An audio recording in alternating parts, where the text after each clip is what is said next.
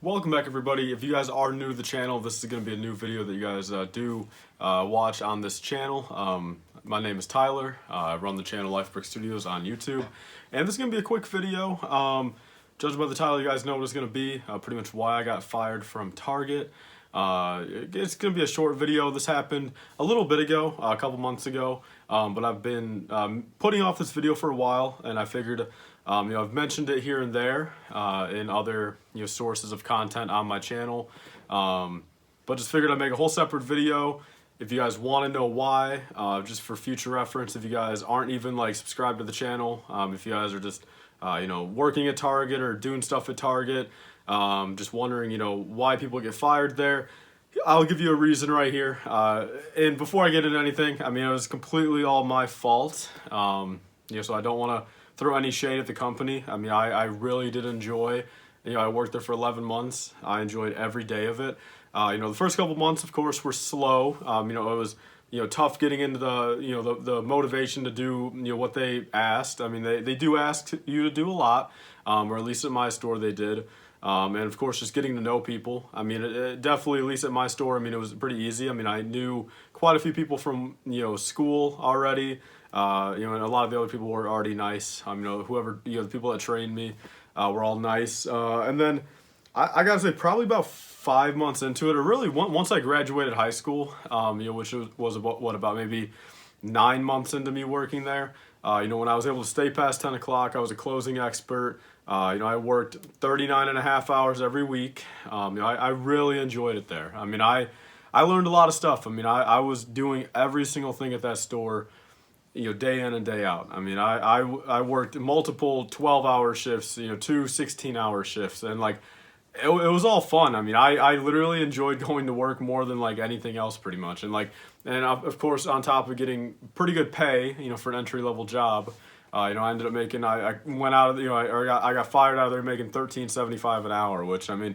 that point, that's pretty good for, being 18 and 19 at the time, and kind of an entry-level job that, at the end of the day, was super fun as well. But, so getting into it, guys, everything was going good. Maybe I was getting a little too comfortable there. All my managers, never had an issue with any of them. I'm not gonna say I got away with a lot of stuff, but of course, I was able to have a lot of fun, while still doing my job. I got everything done. Everyone, I was probably in the top couple people, out of the 150 people that worked there, that truthfully were, just all around good employees. I got everything done. I was great talking to customers. I was always positive, and I always wanted to work, so it's at the end of the day, I really do love it at Target. I love shopping there. I still, to this day, use my red card and shop and everything like that. The discount was nice. The employee discount was nice. Seeing stuff, in the back, and that's kind of where the story's leading. Of course, I'm a Lego channel, so you're kind of getting the insight on some Lego stuff, Lego, deals and clearance, and just kind of other collectibles. Of course, that was a big, plus of me working there. I never really took advantage of that, though. I never, hid stuff for myself or, lied to customers about stuff. I always put that stuff first, properly. But one day, so last year, if you guys know, Force Friday is a thing for at least the past couple of years.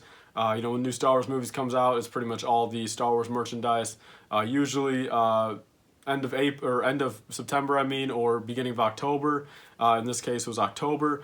And the Lego sets for it, there was 9 Lego sets, I think, or 8 Lego sets. Official images from Lego were released on August 22nd of 2019. And then come, September 10th or so, September 9th maybe, I was doing truck that morning. I saw the sets come in, and then later that day, I'm not gonna name names, but the toy guy was putting it away. Really good friends with him at the time.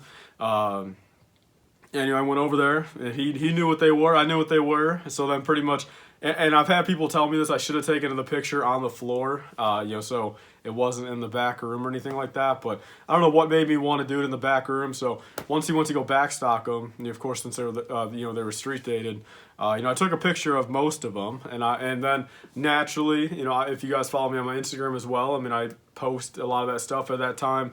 My current Instagram wasn't really blowing up. I was barely getting followers and likes. I was kind of just Okay, if I post all these in hand, I mean, the official images already came out, but if I post like in-hand pictures, street dates and just, stuff like that, officially when these, are, register locked for, that I would, get some more followers and stuff like that. And that was a stupid mindset to have, since I went ahead and did that. I did that with like 4 of them.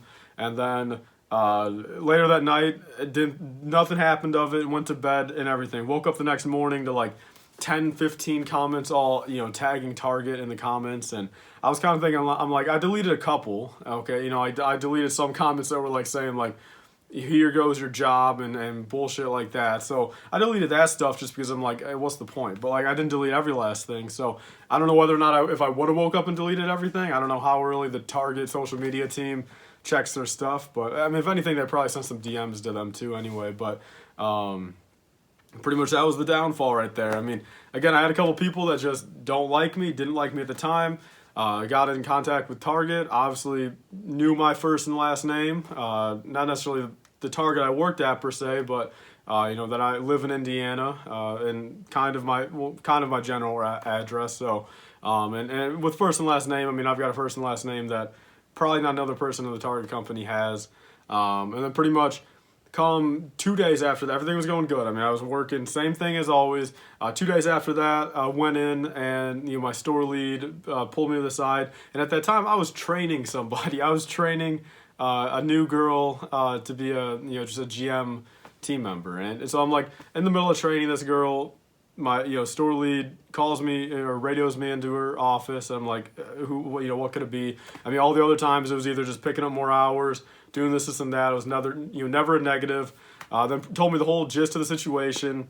I fabricated a little bit to her. I mean, not that she knows or cares. I mean, again, none of my managers cared that I did any of that. It was just the overall fact of when it got back to corporate.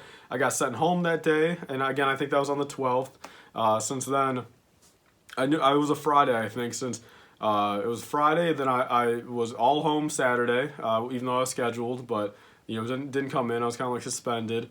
Then come Sunday, I had a shift. Like what I think maybe 4:30 to 10:30 or 4:30 to 10 like that. And my girlfriend and I at the time were at Burger King drive-through at like noon or something like that. She didn't have to work or anything, but then my store lead calls me on the phone. I pick it up. I'm in the drive-through.